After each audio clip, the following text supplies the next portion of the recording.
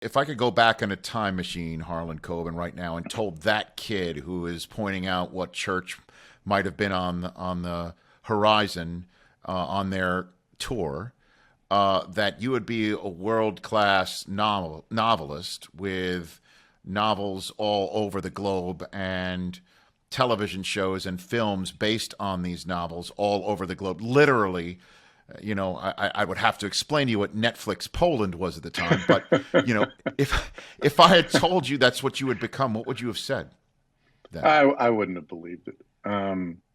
It's interesting because, you talk about having goals in your life or whatever else. When I was young, I played college basketball, Yeah. Division III. I was a Jewish All-American. I don't want to brag. I was a Jewish All-American. They found 5 Jews who played college basketball that year and made a team. It was me, Heshi, and Moshe, and 2 guys from Yeshiva, I think, were the team back then.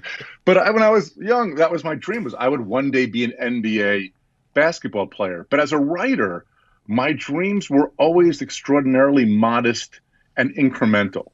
So, my dream originally was if I could just have one novel published, just one time have a novel published, and maybe one time walk past a bookstore and see the book there. That would be it. That's all I would need. And then it's like, well, if I could just have two novels published just to prove it wasn't a fluke.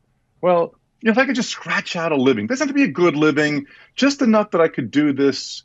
Well, maybe I could just scratch the bottom of the New York Times bestseller list one time for 1 week. So, Right. It went up incrementally, and eventually like, oh, can I get #1 on the list?